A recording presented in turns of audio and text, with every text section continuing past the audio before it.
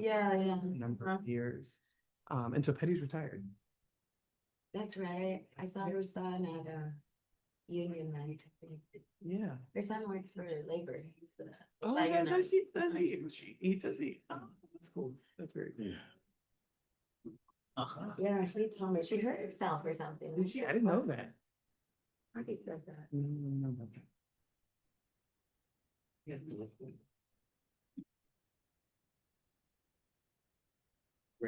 Okay, so are we ready for roll call? Yes. Let's do it. We're taking a roll call for today's JLMBC meeting, the November 6th JLMBC meeting to be specific. Okay. We are going to start with the employee organization, followed by management. Janita Iguelo, I am here and I was here early. Marlene Fonseca, Here. Chad Boggio. Just for the record, Chad is running late. Esteban Lazardo, Here. Lisa Palombi, Malika Billups, Present. Emily Mayetta in for Tony Royster, Here. Matthew Crawford in for Matthew Rudnick, Here. Paul Girard in for Matthew Sable. Present. We have four.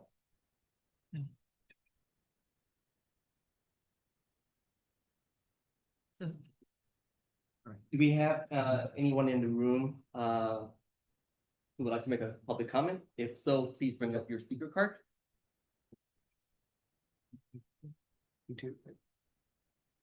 If we have anyone on the Zoom link who would like to speak, please press star 9 on your phone to be placed in line for the speaker queue.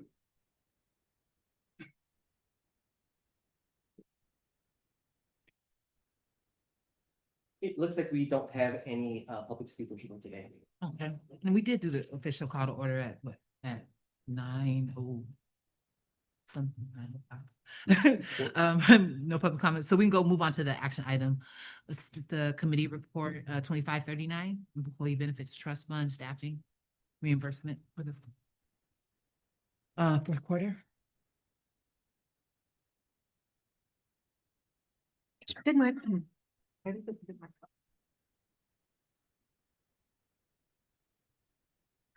Good morning, everybody. My name is Mindy with the Employee Benefits Division.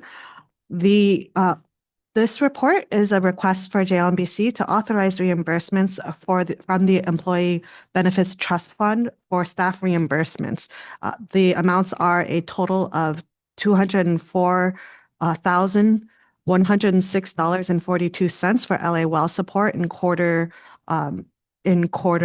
ending June 30th, 2025, and a total of $99,386.56 for LiveWell staff support in quarter ending June 30th, 2025. These calculations include not just the support costs for that quarter, but also cap rate adjustments for prior years' reimbursements. We went back as far back as 2013 in order to make sure that we are all trued up, as it were, as beginning in the most recent quarter close of September 30th, we will be moving to be reimbursing additional staff members. So we wanted to start on a clean slate with our cap rate reimbursements. So that concludes the report. If there are no questions, the recommendation is just to authorize the reimbursements. Anybody have any? Can we get a motion? I'd second it. Okay. We will now begin the roll call order for vote, starting with the employee organization, followed by management again. Janita, your vote. Yes. Marlene, your vote. Aye. Esteban, your vote. Yes. Malika, your vote. Aye. Emily, your vote. Aye. Matthew, your vote. Aye. Paul, your vote. Aye. The vote is unanimous. The motion passes. Okay, awesome. We can go ahead and move on to the next action item, committee report 2540, benefits plan, administration, consulting services planning. Thank you. Good morning, JLMBC members. My name is Karina and I'm joined by Roby Ann, Benefits Analyst with Employee Benefits, here to present to you our findings and recommendations for the Plan Administration Consulting Services RFP. Just a quick recap of how we got here. Back in May of 2025, the JLMBC approved releasing an RFP for the Plan Administration Consulting Services. The RFP went live on August 1st. A pre-proposal conference was followed on August 7th. And by the August 28th deadline, we received proposals from two firms, Siegel and Keenan. Both met all the city's contracting requirements, and our staff completed a full evaluation process to assess their capabilities. The goal of this RFP was to find experienced partners who can help manage and enhance the LA Well program. The work includes things like designing and administering benefits plans, providing compliance guidance, supporting procurement and contract reviews, conducting financial rate and benchmarking analysis, and offering training and general consulting support to staff. In short, we were looking for firms that can strengthen both our strategic and operational work around employee benefits.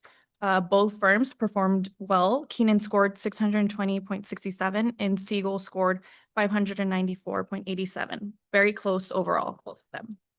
Each brings strong experience, low staff turnover, and a solid presence in the employee benefits consulting space. While their strengths differ slightly, together they cover the full range of services that we need. Handing it over to Roby Ann. Okay, so I'll be going over the firm highlights. So Keenan showed particular strength in research, analysis, and reporting, along with experience in procurement and tracking population health metrics. Siegel brings deep expertise in strategic benefits planning, provider negotiations, and employee engagement. They also stand out for their analytical and metrics-driven approach. And we are recommending that the JLMBC approve the selection of both Siegel Company and Keenan and Associates to provide consulting services for the LA Well Employee Benefits Program. Both would be awarded 2-year contracts with the option to extend for up to 3 additional years, depending on performance and successful contract negotiations. The RFP allowed for multiple selections, and based on the scoring and their complementary strengths, we are recommending both firms. This dual arrangement will provide us with flexibility, and we can assign work based on which firm is the best fit for that specific project. Or we can have them collaborate with multiple perspectives that would benefit LA Well program overall. This also aligns with how LA Well has successfully managed consultant relationships in the past. So our next steps, if approved, we'll move forward with contract negotiations, finalize terms and fees, and then initiate the 2-year agreements with the option to renew for up to 3 more years. So to summarize, both Siegel and Keenan are highly qualified, bring complementary expertise, and together will provide the city with strong, flexible support for the LA Well program like they have. Do you have any questions? All right, well, can we get a motion to take the recommendation? I will so move. Second. Before we begin with the roll call for votes, just please let the record reflect that Chad Boggio has joined the meeting.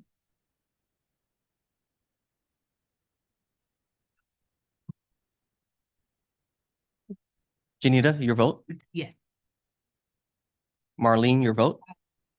Chad, your vote? Aye. Esteban, your vote? Yes. Malika, your vote? Aye. Emily, your vote? Matthew, your vote? Aye. Paul, your vote? Aye. The vote is unanimous. The motion passes. Okay, we can move on to the first informational item, the benefit provider presentation. Good morning. I'm Terry Graff from Keenan. Thank you for reinstating our contract. I'm just here to introduce the people that are from Optum. So Mark Frazee and Mary Manolis are going to present on the Employee and Family Assistance Program. And that's been in place for a number of years now with Optum. So they're not here, so they're going to be presenting virtually. So I'll turn it over to them. With any connection, we better get them later. Sure. You want to go to the next slide?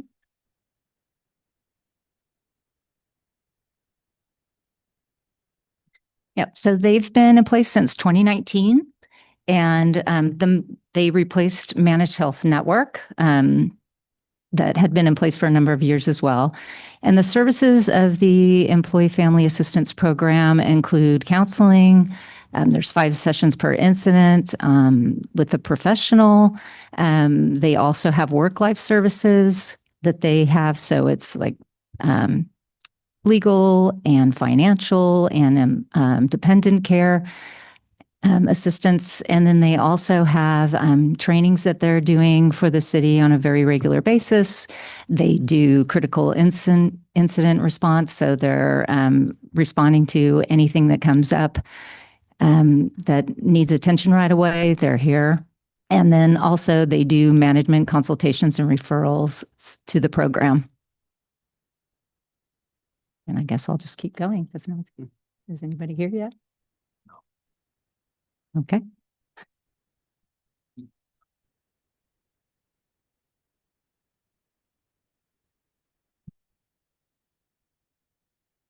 Keep going to the next one.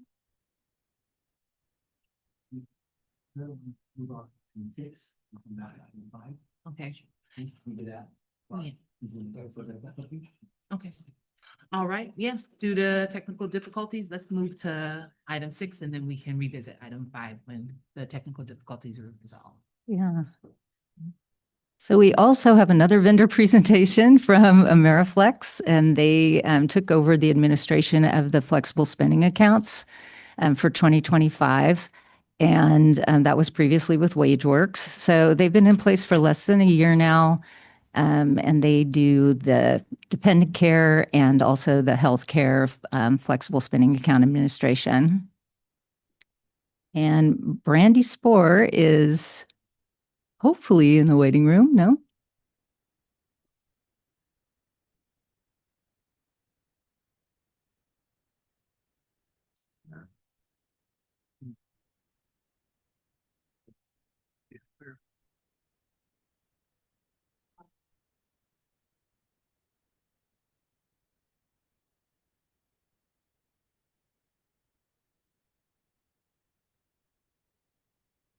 Yeah, it's a live presentation.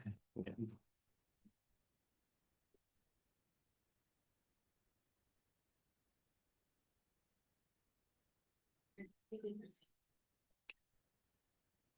So do you want to move to item? I apologize, would you like to move to item 7? That's a live presentation. Okay. Yeah. The technical difficulties continue. Let's go for the people that are in the room. We will move to action item number 7 until the other issues are resolved. Committee report 2541, update on the 2025 open enrollment communications campaign for plan year 2026. Let's see if we got bingo. Okay. Apologies for all the technical issues that we are experiencing. So this is a committee report. I'm sorry, this is the report, an update on the 2025 open enrollment communication campaign for plan year 2026.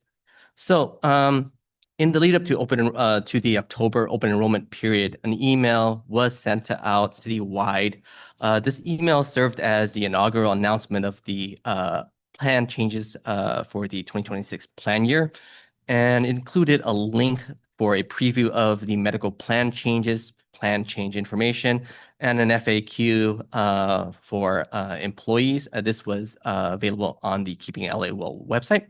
A printed version of this email was subsequently generated and mailed to employees. Now, moving down onto page 2 and 3 is an overview of the communication that were sent out, which includes initially a postcard announcing the start of open enrollment. There was also 2 personalized statements that were provided for employees. There was the traditional detailed version, which was posted onto the member's account, as well as a thin summary version, which was mailed out to members. This was followed by a medical mapping letter that was sent out to all of the different employee groups that we had in the LAWell program. explaining to these members what would happen to their benefits for the upcoming year if they took no action. So for those employees who are in Kaiser, their notice would reflect that, that Kaiser is continuing to be a medical plan provider for 2026. And therefore, if they took no action, they will still be, they will still continue to be in Kaiser. As for those employees who were enrolled in the Anthem PPO, the letter would explain to them that they were being mapped over to the Blue Cross PPO plan for 2026. And then the third and fourth group were those employees who were currently enrolled in one of the Anthem HMO plans. And the letters explained to those members how we intend to map them over to either the UHC or the Blue Shield HMO plans for 2026. So our goal as part of this transition was to try to ensure that whoever the members had as their primary care physician, that was going to continue for 2026. And we were going to, and if possible, and we were going to map them into one of the HMO plans where their PCP was an in-network provider. So this letter to the third and fourth group, identified if we had that information available, who their PCP were, who their primary, who their medical group provider was, and who we were going to map, which medical plan we were going to map them to for 2026. And the letter also provided them with information on how they can, look up their primary care, their PCP information if they would like to make a change for 2026 as well. Okay, moving on over to page 4 is an overview of the citywide email as well as the targeted emails that were sent out to members. We made several announcements regarding the start of open enrollment, as well as reminder emails to employees on, for instance, when the benefit health fairs were going to be held. Targeted communication was also sent out specifically to employees who were at or near a location where the benefit fairs were held, as well as reminders about the medical mapping action that was taking place for those affected employees. On page 5 is an overview of the in-person and virtual webinars that were held in the month of October. So for the first 4 weeks of October, we held an average of about 3 or 4 events at various locations, throughout the city, including the Valley as well as San Pedro. Also included on page 5 are those locations as well as the number of attendees. Moving on over to page 6 is an overview of the phone, email, as well as in-person counseling appointments that were held, and details of the amount of calls and emails that staff assisted with, throughout the month of October. And then at the bottom of page 6 is an overview of some of the issues that we encountered. So this was a big change. Let me go back a step. Open enrollment is always a big effort, to prepare for and to update and to prepare all the communication. This year with the medical plan change, that brought additional complexity and work, that was needed to make the transition. So some of the issues that we encountered was there was difficulty in getting some of the employee communications posted online to their account in a timely manner. Our intent was to have these communications available at the start of open enrollment. But due to technical issues, we were not able to, get those letters uploaded at the start of open enrollment. They were uploaded, I believe, about just shortly after open enrollment had already started. We also had, received some comments from members regarding their frustrations with the online system, not being able to provide them information they need, issues with, enrolling, completing their open enrollment online, their open enrollment elections online.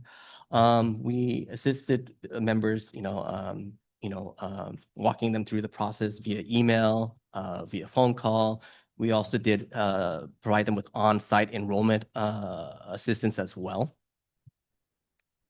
And, due to the amount of changes for 2026 and all the issues that we've encountered, we extended, we are extending open enrollment through November 7th.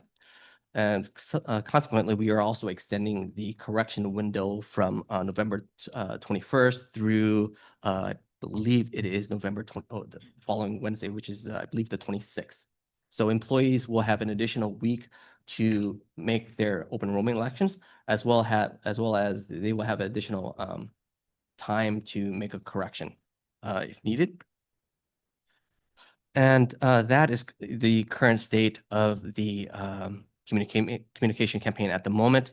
There are still a number of ongoing work that's in progress and that will be needed once open enrollment closes, which includes compiling all of the enrollment changes, conducting reviews, mailing the open enrollment confirmation statements to employees, making sure that their elections is posted and available, on their member account so that employees can view it. So as I said, so there's still quite a lot of things we have left to do for this open enrollment. I know. Do you have any further comments on this? Well, I think just to add a few cents, we really, well, I personally was looking for our third-party system, our enrollment system, to be the communication hub. That's what we planned for and what we looked for. And I think the report tells that it's not meeting the mark. It is not able to be able to have the communications we want to be able to have on it. So it is, and what we've heard from TELUS is that what it's currently doing is all it can do. Our contract isn't covering it to do anything additional. So that's put us in a bind in being able to communicate to the employees that we need to communicate, because TELUS' system will only allow us to communicate if we know what we're going to communicate 3 months in advance, which doesn't happen, right? We're not going to be in a situation where I'm going to know I'm going to have a problem 3 months ago today. So, so what we're doing, what we're able, unfortunately, the only thing we can do is try to contact people via email. We don't even have time to print a letter and mail it to be able to contact these individuals and tell them, hey, you haven't done something yet. You should really pay attention. You need to be able to pay attention to this. This is important. And try to look at things in the back end, or try to look at things as we go forward on triaging the situation of who hasn't done something after we've reached out to them again. And then trying to call some individuals that we can't reach by email, and hopefully be able to connect with them over the phone, even though they're not expecting something. So I think long-term strategy, we need to do something different with our system, or we need to look at a different way to be able to have the communication hub that we always plan to have for the system that is not doing that work for us. But short-term, for this effort, we're going to just continue to triage as much as we can to make sure that people are getting the message. I think Chung also spoke to our enrollment numbers. We are pretty regular as years go. The enrollment that we have right now is similar to the enrollment that we had last year, and we did not have this level of change, this level of potential. I don't want to use the word disruption, because disruption is associated with moving your doctor, and we're moving them to the right plan. But the unknowingness of I'm going to have a change, and I'm concerned very largely in the quantity of people who will go to the doctor in January and then realize they billed their doctor under the wrong billing and need to just handle that, which we have a plan for. It's just going to be, it's not as smooth as we want it to be. So we're here to hear your feedback. What do you want to have us do? What do you want us to consider? How can we work together on trying to get attention for the couple thousand of individuals who are trying to get to pay attention to us who haven't paid attention? and just have a plan forward. And then in the December meeting, hopefully we'll have some better numbers. I have a question. That sentence, and you covered it a little now, that TALIS will not facilitate any additional personalized communications. And then I'm trying to understand, you said they have the capability, but we're not, like, it's not included in our contract. If you could go back one page on the, there. So So you call it a common member concern, so it seems like something common should be either included in a contract, or, something that they should have been able to jump on And I will, at some point in time, I would like to bring TELUS to the table. Now is not the time, but at least in the way that we're moving through things is because open enrollment is the focus to get done and where our energy needs to be put at. But on the screen, on the report, which is page 7, that is a special tile that we ask for open enrollment to be able to be the communication hub. They say for things to be in that tile, they have to have someone physically place it there. And it's a lot of work. I'm sorry, where? So, and I know this isn't giving you the full picture, but when you log into your portal on the TELUS platform, there's a menu of options that you go to, little boxes, and we had one little box that was entitled Open Enrollment 2026, and that was where we wanted to be the hub of all your open enrollment stuff, where it would have your personalized statement, where it would have the medical mapping letter, and then would have additional communications as we develop them. For TELUS to do that, they say they need to have someone physically sit there and load the files to the program, and our contract is not built to do that. Our contract is built to do automatic communications, where it's programmed in advance, and it's just a job they click once, not that they are loading files, multiple files to individual members' accounts. So they can do it for us. It's just going to cost a lot per letter. Which I disagree with. It's a big problem. Also, because this committee, those of you who are here when we launched with TELUS in 2019, remember we tried to go, the whole premise of us picking the system was, well, not the whole premise, but a big part of it was that we could be paperless, that we could have the email opt-out option so that members didn't have to get their packet of mail, that we didn't have to do the mailing that we just did, even though it was smaller, that they could go online and get everything they need.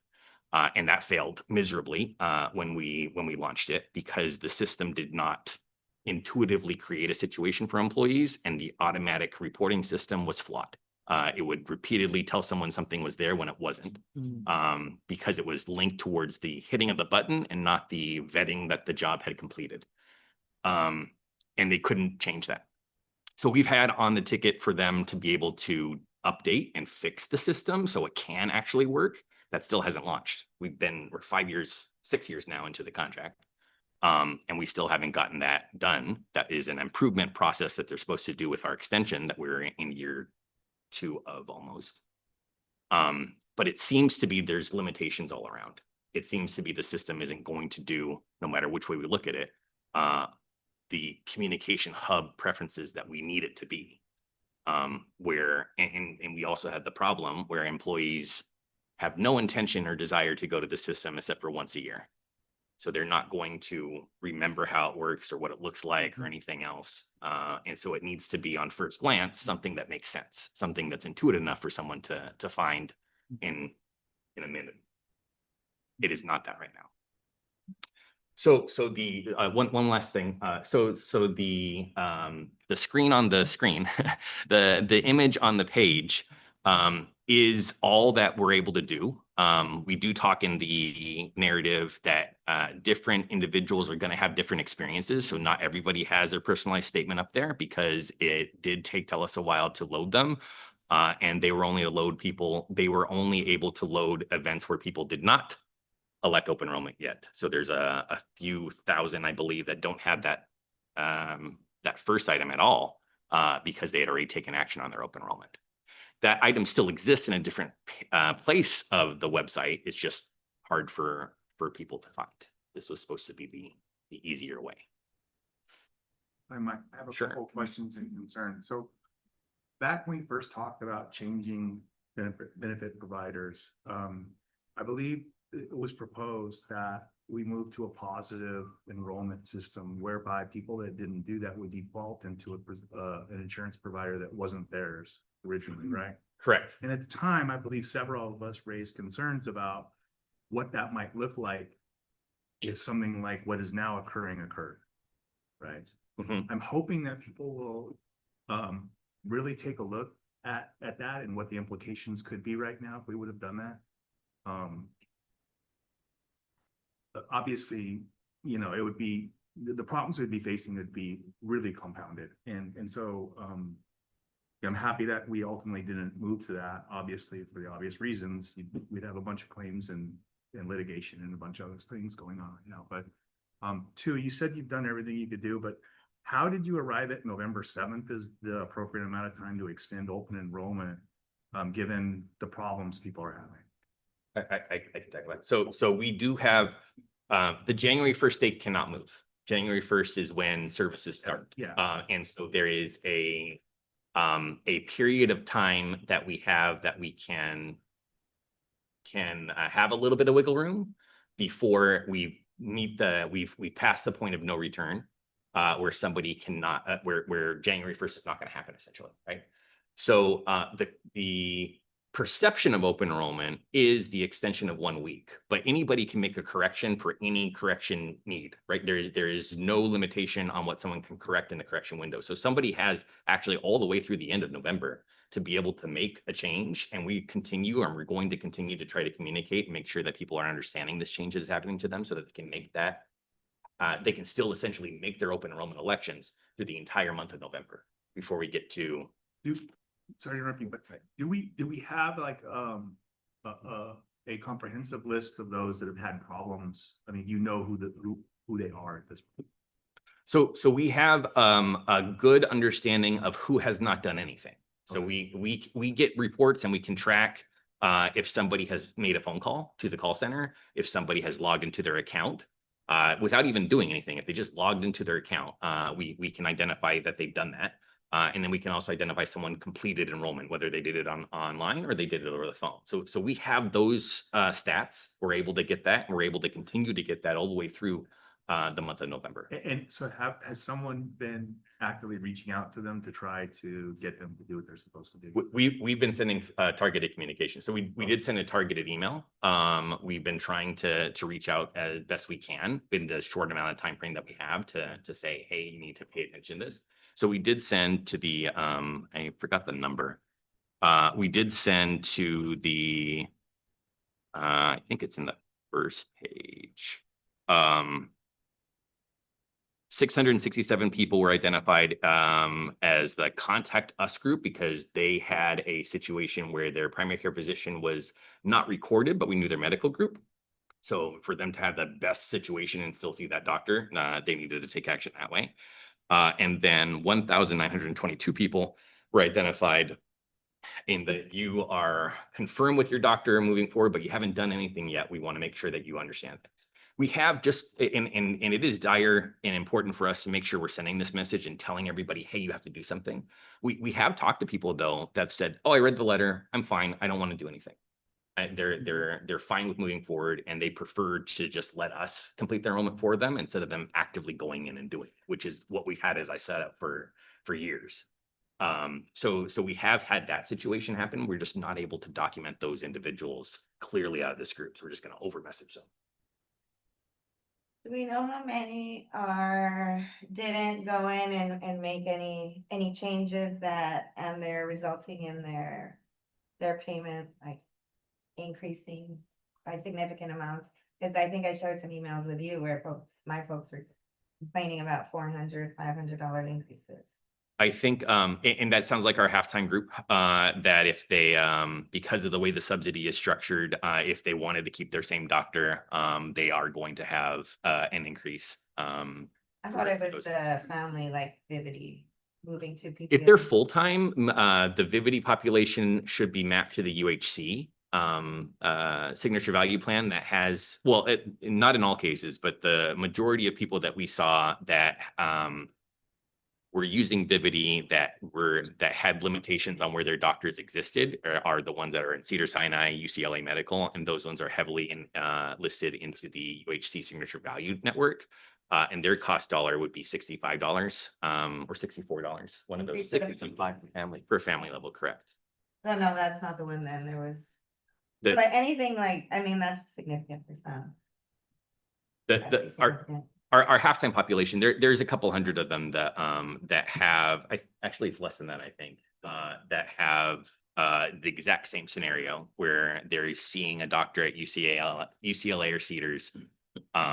But then the subsidy structure of that plan, the UHC one, when you cap it off at the employee only level, which is what our halftime subsidy is, they pay the difference, and the difference is larger than what they're expecting by hundreds of dollars. So they have a position to make a choice, and so or need to make a choice on what's important to them.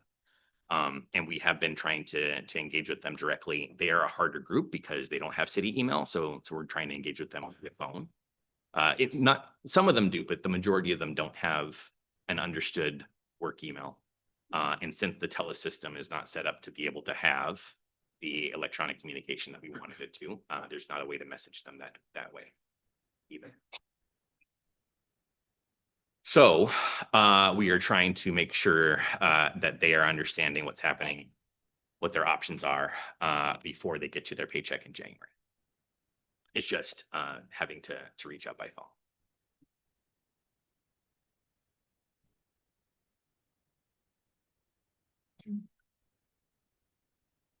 The phone outreach, is it only calls, or are you guys texting people as well?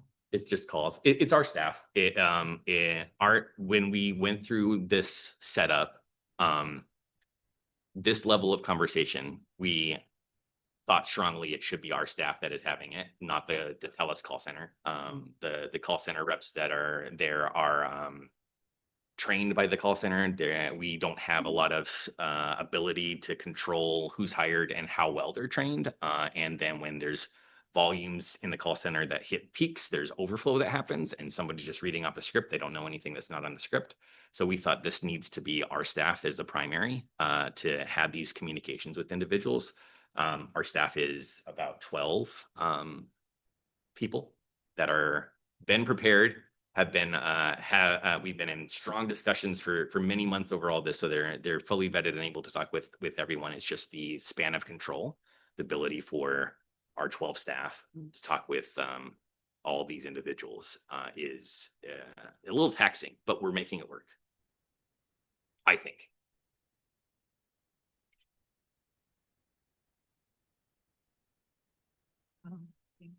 Anybody else have any other questions? I mean, so the open enrollment closes tomorrow now. Yes. What are you asking of us? I mean, how can we? I guess We could send out a blast, an email, text message blast to our members, but. If there's any other feedback or thoughts that you have on something we could try to do different, if there's any ideas of or other concerns you want to raise that we should consider addressing, given the parameters and the limitations of January 1st.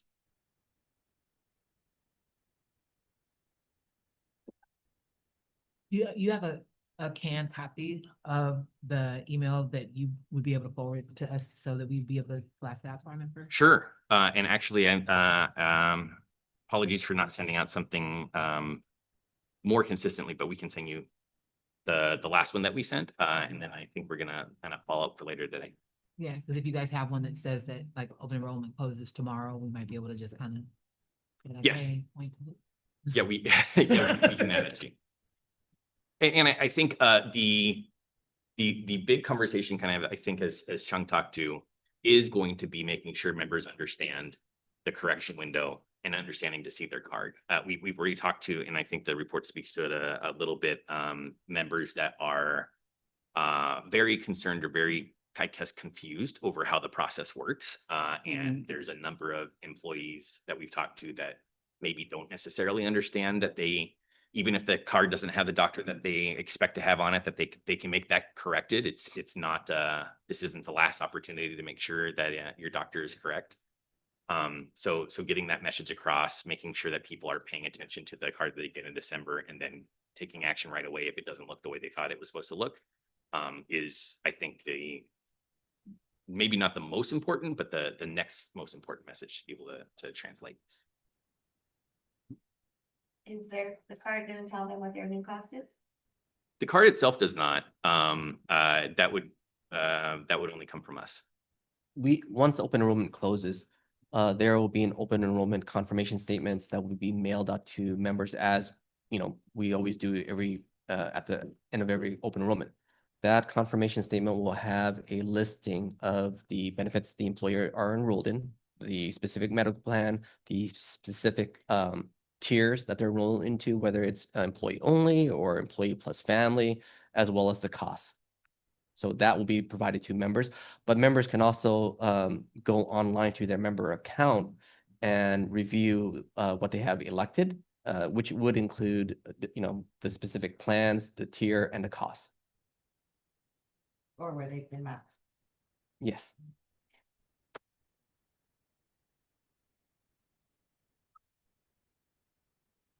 I just wanted to take a moment to commend the employee benefits section for your hard work.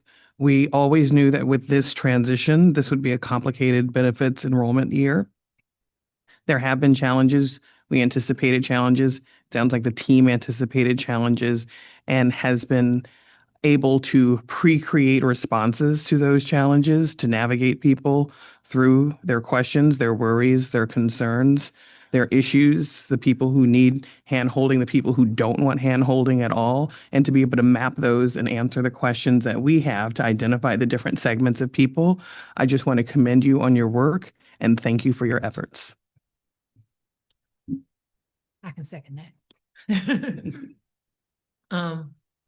If nobody else has any questions, do the issues get resolved for? Yeah, information we are ready to go back with informational items 5 and 6. Okay, let's go ahead and let's move to number 5.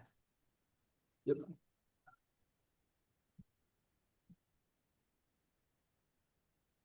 Okay, just to recap, this is the benefit provider information regarding Support Plus.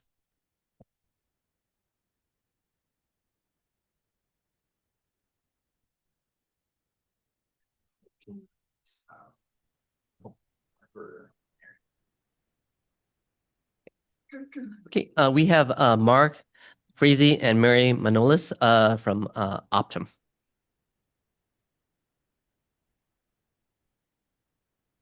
We do audio check. Can you all hear us? Yes. Yes, we can. Okay, wonderful. Do you want us to dive in, or do we want to give the Keenan team an opportunity to touch on this slide? I think we can dive in. Okay, wonderful. Perfect. Well, I believe intros have already been done, and I know we are sensitive to time, but quickly say happy to be here. Grateful for the partnership we have with the city. And we will, again, be sensitive to timing, and we'll just dive in. So quickly, Mark Frazee, Optum Health Client Executive, and I'm going to turn it over to my colleague, Mary, to kick us off. Thank you, Mark. It's nice to meet all of you virtually. Thank you for having us, and I just want to make sure you can hear me as well.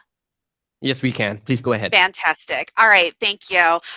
So we are here today to take some time to just do a quick overview of the Employee Family and Assistance Program. As you can see here really quickly on this slide, and we'll start to move over to the next ones, we've been that EFAP provider since January of 2019.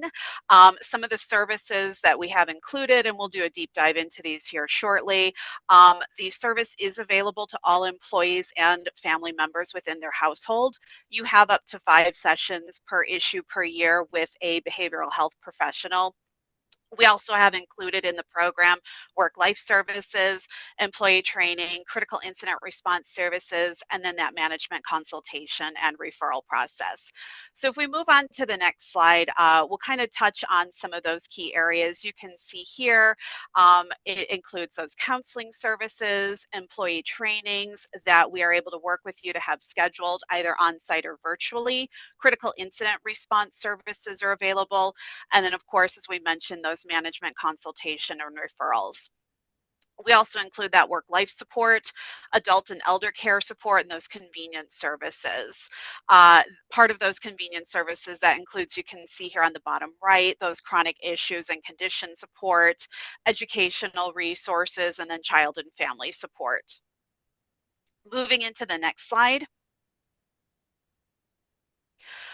This is a great kind of deep dive into what some of those programs are. So kind of starting over on the left under those counseling services, one of the key highlights that we have are those 5 visits per issue per year, per event per year that are available to employees and then members of their household.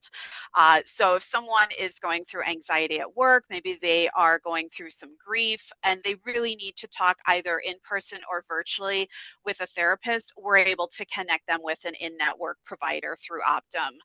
That access and ability to reach out to an Optum navigation specialist, so someone on our team, that 24/7, 365 access is available. So you can call at 2 o'clock in the morning, the night before a holiday. If something's going on, we absolutely encourage and invite your employees to give us a call, and then we can connect you with the services that would be most appropriate based on what it is that someone might be going through at the time. We're happy to have those virtual visits as well too. We know sometimes, especially in the last few years, some of those virtual visits have been really helpful for people rather than doing in person. So we do provide those both virtually and in person.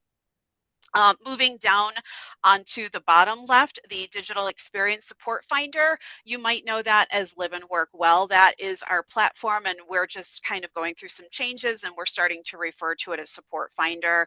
But Live and Work Well, will still take you to that. You're able to get a hold of all of our resources that we have available. We'll talk about some of those here in a little bit more detail in a second. One of the great things about it that we've implemented just recently this year is that automatic employee and family assistance program authorization. So if you are looking to use that 5-visit service, you can get that authorization code to take to the provider right away on the website and not necessarily have to make a call in to us. The critical incident response over on the right-hand side, that is available 24/7 as well. So certainly, we know that things happen. We know that incidences take place, be it the loss of a coworker, threats that might take place that are impacting your employees. So that critical incident response service that we have is for those specific issues that come up where it's going to be really beneficial to have a counselor on site to respond either in a group setting, or we can set up individual sessions depending on what the need might be. So we always invite you. I know your team uses this on a regular basis, and we always invite you to give us a call, or you're able to fill out the request form online through the Support Finder site to say, this is what we're looking for. Can you provide some assistance based on this specific need? And then that training support services, this is great. We're also able to do training either virtually or in person. So if you're looking at, we really want to talk to a large group of employees about time management, about, if it's back to school, how can we kind of navigate those parents in the workforce, and giving them some help and some key areas that might be a good focus for them. We have a 90-page document on different training topics. We update that on a quarterly basis, and we're always really excited to invite you to utilize those different trainings that we have, and we know that your team does so. So moving on to the next slide, this is where we really wanted to call out some of the key areas of focus that we have through the EFAP program. So starting over on the left-hand side, so again, that licensed therapist, that virtual program through Talkspace, that is something that we've had for a couple of years now. We're really excited to be able to provide that. It's a great way for someone to utilize their visits through Talkspace. Certainly that's promoted a lot. We're happy to have that because that gives someone accessibility to connect with a therapist virtually 24/7.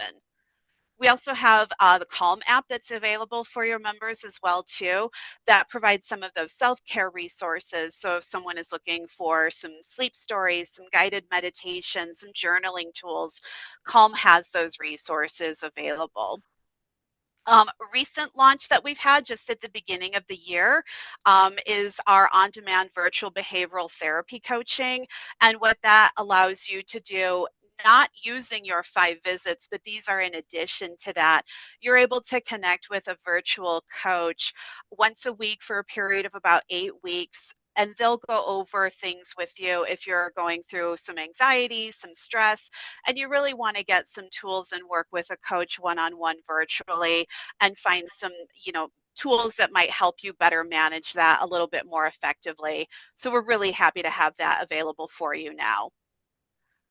Moving over to the right, one of the other new tools that we've launched recently is our Uptime app. This allows for digital e-learning, and they are 5-minute hacks where we've got some standard ones where someone can pull up, maybe they have a favorite podcast that they listen to, and they just want to get a condensed 5-minute version of it. Books and different publications that are out there, and we can work with you as well. So if there is a training topic, for example, and you want a 5-minute hack of that, we are happy to work with Uptime to get that 5-minute version of that. And that might be something that's a little bit more accessible for people, especially with, just a time perspective. Instead of a 60-minute training, we're happy to have those 5-minute trainings. So that's a recent one that we have, and we're really excited for that. And that is also available to all employees. Sober Sidekick is the digital substance use recovery support.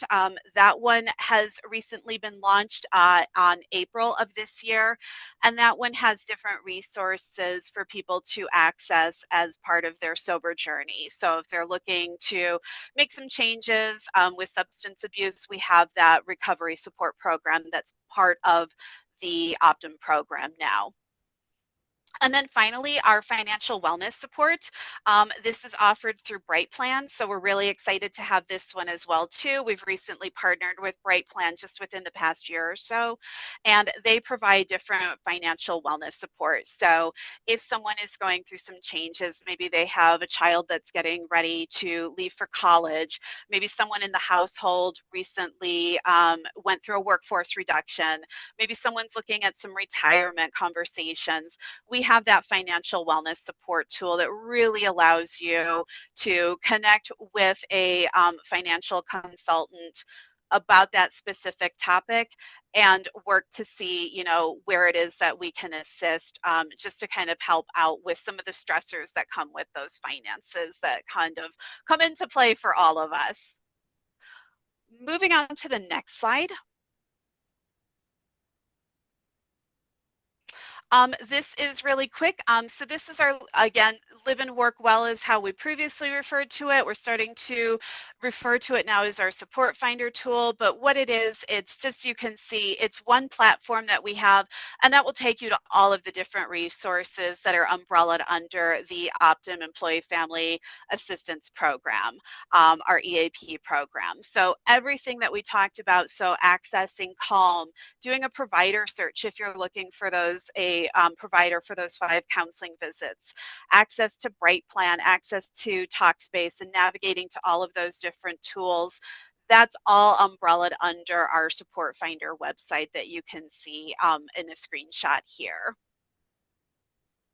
We also have umbrellaed underneath that tool. And you're fine to move on to the next one because this is a good segue. Our communication toolkits. So we have different materials that are available for you. So individuals are always welcome to go on to the website, pull up articles and content, and just do some readings on their own to see what's available for them.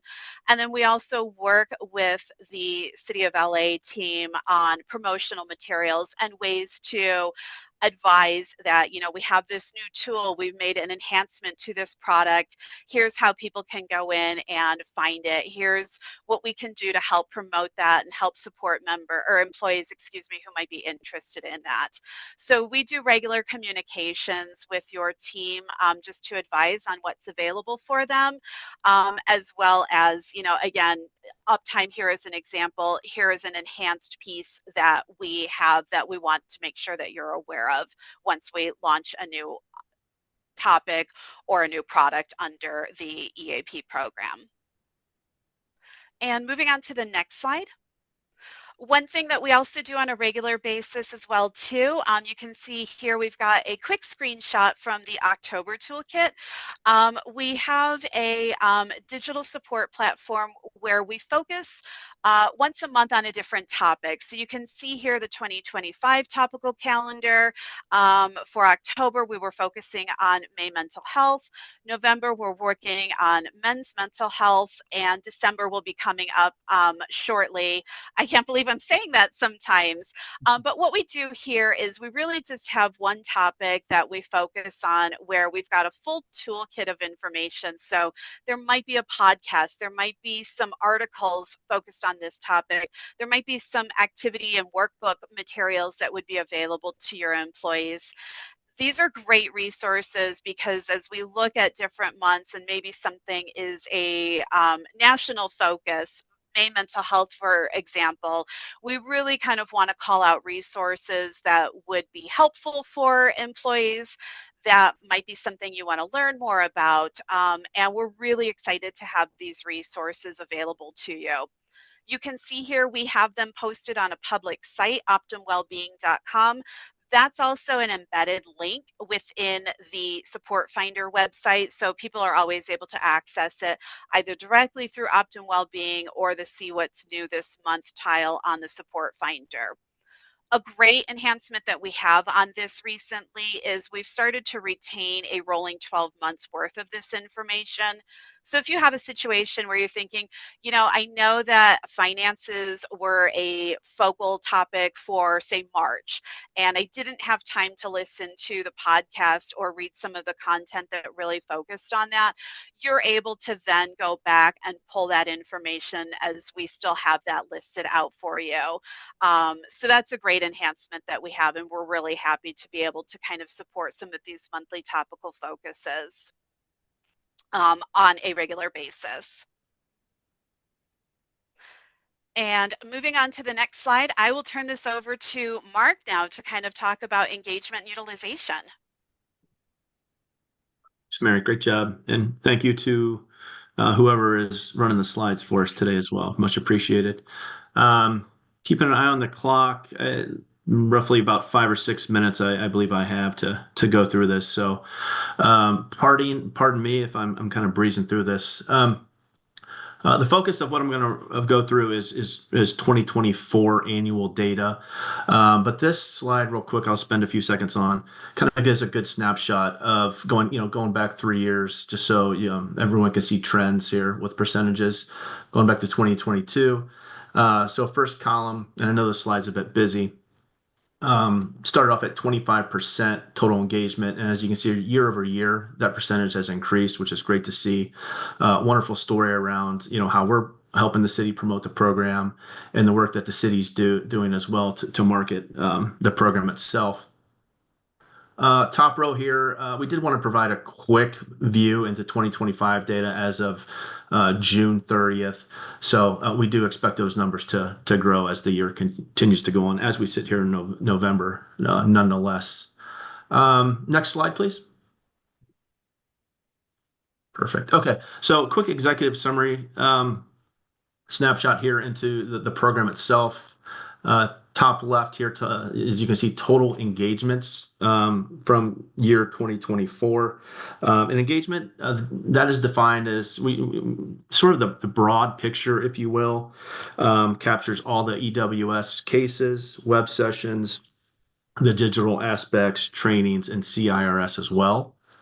And as you can see, total, it's a probably tiny font, but if you see prior would be considered the previous reporting year.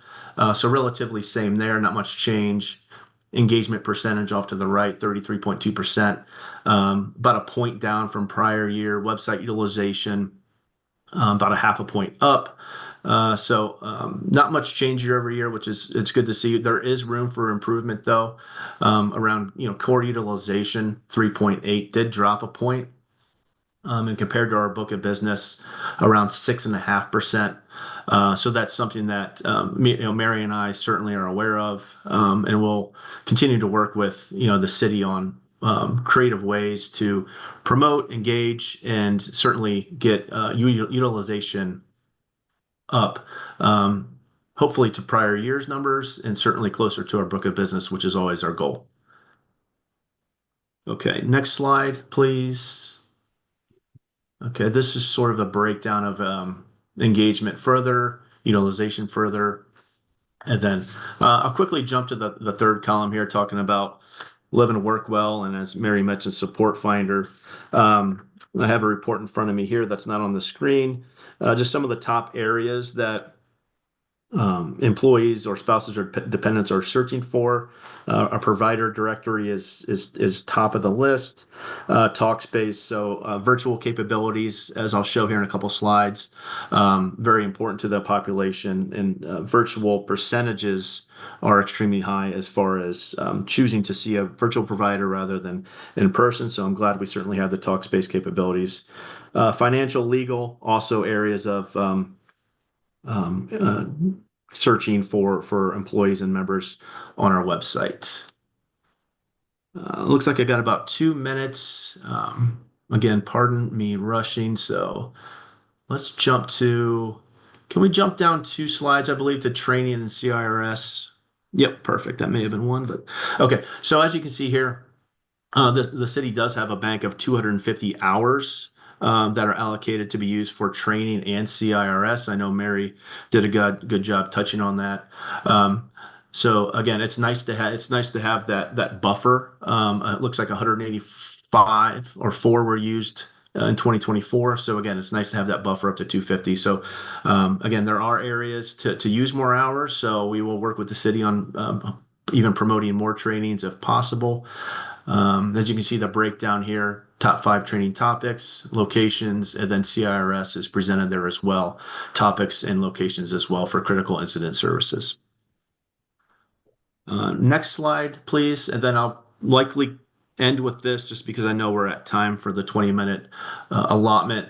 So this one's super important, and I was excited to show this one. So again, the city does have a 5-visit model. And as you can see down here at the bottom, almost half of members that are using counseling services are using that full 5 sessions, which is great to see. And that actually is up about a half a point from prior year as well. Even 4 visits are up 6 points as well. So more than half the population that's using counseling services are seeking at least 4 to 5 sessions. So great to see. And then as you can see over here to the right, I did touch on the virtual breakdown. 72% are using virtual services, 35% face-to-face. And again, that's wonderful use of Talkspace and all our virtual capabilities. Our book of business, we usually see about a 60-40 split. So a bit higher than our book of business, but overall, great usage of the program. Wonderful to see members taking advantage of the full 5 sessions that are available to them. I will close there. I believe we're at time. I did have a couple more slides, but again, I want to be sensitive to timing.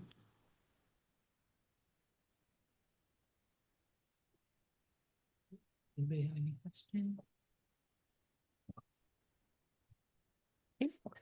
For our next provider presentation, Brandy Spohr from Ameriflex will be presenting. Hi, everyone. Can you hear me okay? Yes. Okay. Thanks so much for having me today. I'm excited to be here. As you know, it's the first year with our partnership with Ameriflex. So we are going to take a look at a few different things. We're going to kind of jump ahead a little bit and talk about We'll skip the introductions as well, just because of time. But as you know, we administer the flexible spending account for healthcare and also the flexible spending plan for dependent care. And I wanted to share just kind of a look back at the year so far that we've had. Starting off with some basic information here. In 2025, the City of Los Angeles offered some contribution limits to folks for both plans.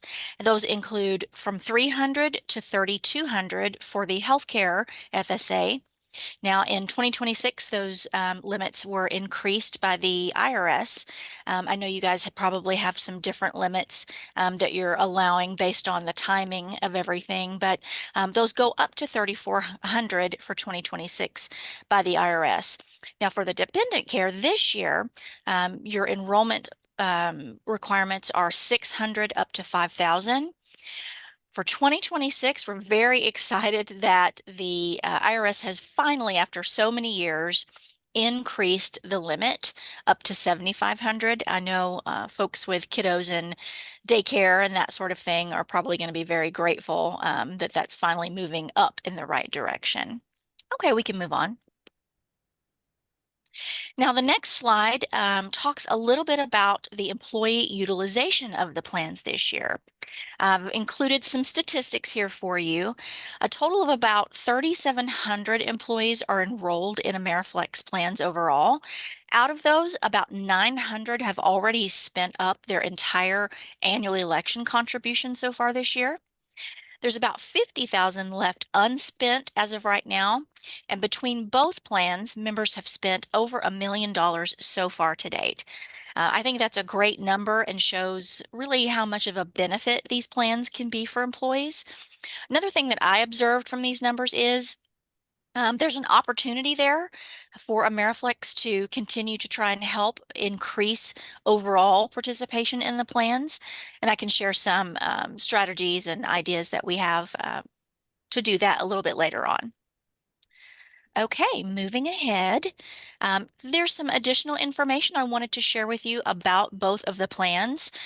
This slide shows a comparison of year over year. So from 2024 with WageWorks to 2025 with AmeriFlex. Very close numbers, but there is an increase in participation in both plan types. The average election amount also went up a little bit. And then the total amount contributed election-wise also went up, specifically a little bit more, 15% increase with the healthcare FSA. Okay, we can move along. Now this slide, I wanted to give you a little bit of information about the microsite that we developed with the city. It's called lawelltaxaccounts.com, and it's designed for employees to be able to visit to just get more information specifically about these plan types and about AmeriFlex and how we can help. So the numbers that I've pulled so far for this year include a little over 1,600 total views of the microsite.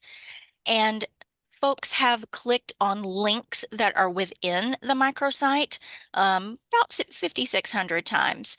Those links take you to other pages that just give a little bit more detailed information. Okay, we can move along. This topic is about the total, basically the top 5 expenses that members have been using their FSA funds for so far this year. Number 1, hospital or doctor. 2 is pharmacy. 3 is therapy. 4, dental, and 5, vision. And the next slide. This one has some additional statistics for you so far this year. Out of all purchases made from these plans, about 89% are made using the AmeriFlex debit card. And that, again, that's so far this year, while only 11% come from submitting manual claims for reimbursement.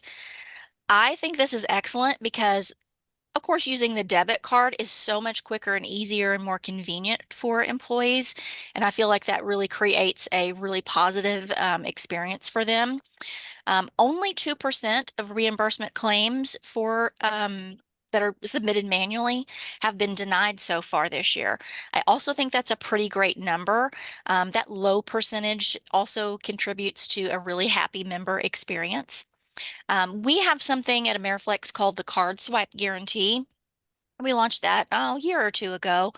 And in a nutshell, what that means is we've invested and done enough research in our own technology, the way that we build the plans, our card technology, that we basically stand by If a card is swiped and the purchase is approved, Ameriflex stands by that it is an eligible purchase. Now, I was at the in-person benefit fair back in October for a couple days, and I had employees coming up to me saying, "You know what? I don't know if maybe even something's wrong, but I have not had to submit additional documentation this year for my card purchases, and we used to have to do that all the time."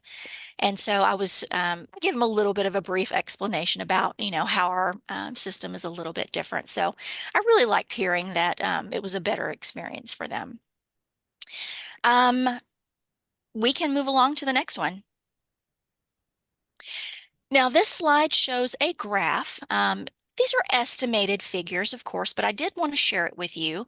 It shows estimations of employer savings by utilizing these plans and participant savings with these plans by year. And so again, we take some information that we have that's been provided to us, things like total numbers enrolled, total number of employees, just what we have, and we create these estimations. So wanted to make sure you were aware of that as well. On the next slide, want to talk a little bit about our customer service. We call that team the participant service team. And here I've listed the top reasons why employees have contacted Ameriflex this year so far. That includes plan information, card replacement, and claims questions. All right, next what I want to do is talk a little bit about the goals that the plan administrators shared with me a little bit earlier this year. We had a meeting to kind of do a check-in, how things are going so far about midway through the plan year. And they shared some goals that they had with me based on what they had seen so far. And I'll talk a little bit about those next. All right, so as you see on the slide here, they would like a little bit more clarity for members with regard to letters of medical necessity. Now, that's not an uncommon request. LMNs can be a source of frustration and confusion for employees. Ameriflex leadership has actually recognized this for a while now. They do some meetings on a regular basis to look at the claims process overall. This is one of the main concerns, though, of course, with LMNs. And they are working on a plan to really develop some new claims reviews processes overall, as well as some updated claims processing methods. In the meantime, to help, what we can do is send out educational emails to employees about letters of medical necessity, if you'd like. And I also suggest that we add some information about this topic to the microsite that I mentioned. I think that might also be helpful. And next, the plan administrators shared with me that they want to take a closer look at member communication with Ameriflex to ensure clarity. There are a lot of questions due to our systems requesting Social Security numbers from employees whenever they have to verify their identity, while at the same time, we are provided and the employees use their employee ID number. So that can be somewhat confusing, but we've worked to add some information to the microsite and do some additional we've had some additional discussions with the city so far about that. I think that's going to require some ongoing education this time of year and at the beginning of the year when there are new enrollees. And there will be new enrollees, of course, throughout the plan year as well. So I think that's something that we just want to stay on top of. Another thing about the member communication is we, of course, have attended the in-person benefit fairs. I think we attended a few days last year, and I know I attended a couple this year as well. Really enjoyed that. It was so great meeting some of you guys. And I think we want to keep doing that. I think that's really, really beneficial. And it's also worth noting with regard to communication that we have an ongoing evaluation of our customer service processes. We look at things like, well, of course, we include things like NPS scores, things like that. And we also provide ongoing employee education here at Ameriflex. I'm always in some type of a little course or another, whether it be virtual or an in-person session. We do that with our customer service team as well. Now, they also have a custom document for the City of LA that I helped put together just based on a little bit of things that are a little bit more unique. So they have that to refer to anytime they are contacted by an employee. And I did a little bit of training with them actually last year as well to help prepare for 2025. And we'll do that this year as well. And lastly, there's been a need or a desire really to have a single sign-on for employees for their benefits. Really in one space. And I know Paul was touching on that a little bit earlier. So for example, on that hub, they could log in with the same login that they use for everything for the Ameriflex information as well. And we had quite a bit of discussion about this earlier in the year. Our tech team met with the TELUS tech team. To make a long story short, apparently our two systems that we use are not compatible with each other. So we're not able to create that single sign-on using the technology, let's say, that TELUS uses. It can be done. It would take quite a bit of lift on our side. So I think that's something that we want to kind of revisit again in the near future. Just kind of refresh those conversations and see maybe how things have changed over the last few months. All right, next. Based on everything we've talked about so far, my observations, goals, I wanted to share some suggestions that I have made. Would like to help increase overall participation in the two plans, as I mentioned. Here I've listed some of the ways we can do that. It means continuing to attend those in-person benefit sessions, as I mentioned. Something I can also do if it's a need or a want is I can host virtual Q&A sessions with employees. We could set up, several meetings at different times, and I could just answer questions. If that's something you'd like to do, I'm more than happy to do it, and I do it with a lot of different employers that I work with. Again, we can send out educational emails if you'd like to do that. And I have our participant services teams that I mentioned earlier. We're going to prep them again very soon for the upcoming new enrollments that we're going to get to help prepare for that. And of course, the new plan year as well.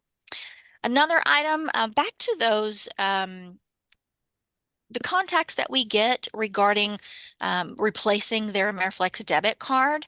I would like to help increase knowledge for the employees that they can also do that using their Ameriflex, what we call the participant portal. It's basically an online or mobile app, whichever version you prefer, where they can log in and manage their account. Within just a few clicks, they can have that replacement debit card ordered. And I think a lot of people might find that more convenient than having to maybe call in and, wait to speak to someone.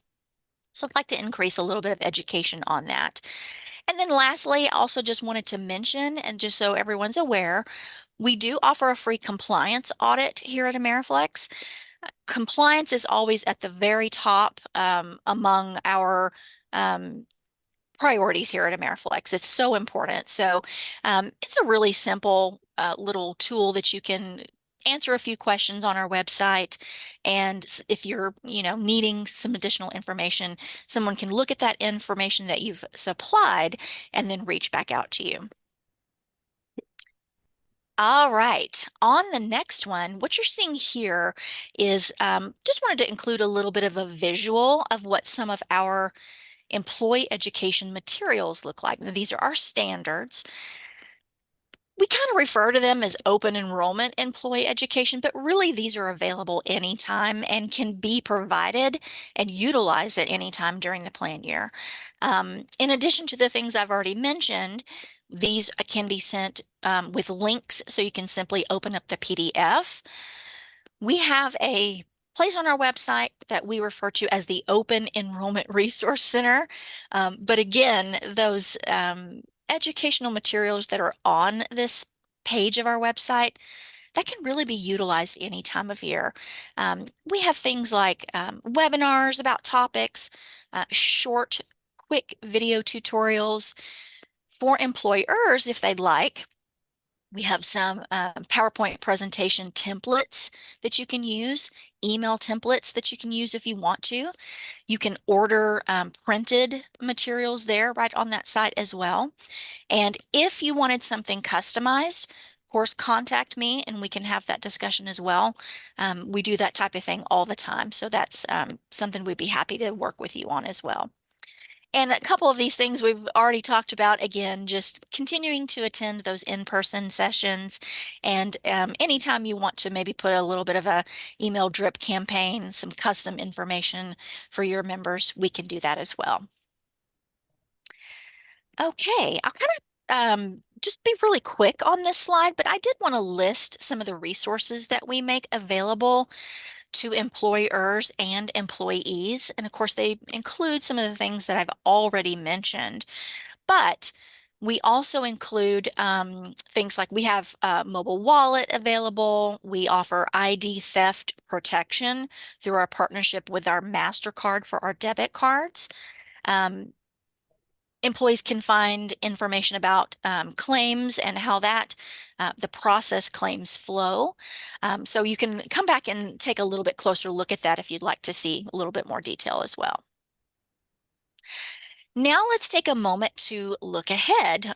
We've recapped 2025 pretty well, so let's talk about what may be coming in the future.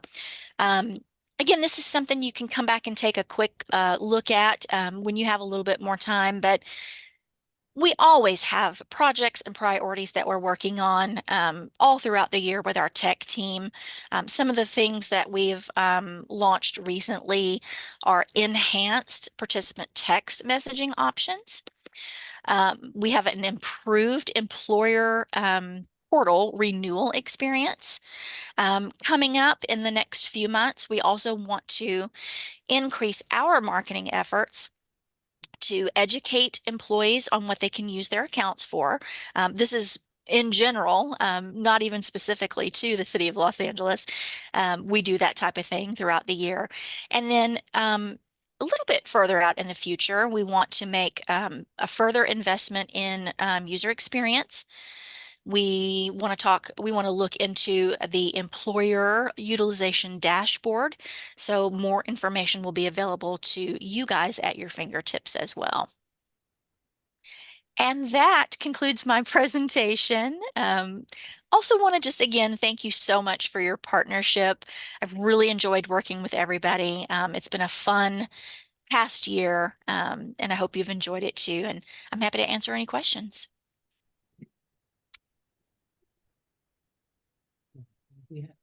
All right. Thank you. Thank you. Thank you. Okay, with that, that being said, concluding items, requests for future agenda items, I did want to add something for the future, to get an informational presentation from Gamewell Technologies. And they do things that try and help to look for benefits, cost savings and things like that. I'd just love to hear from them and what it is that they do to potentially the different from the providers that we already work with, and if there's somebody that may be able to work with in the future. So for the next meeting. Anybody else have any agenda item? All right, with that, next meeting is December 4th. We are going to, do we need to make a motion to conclude or just conclude at 10:27? We can conclude. All right, 10:27. Thank you. Thank you, everyone. Have a good one.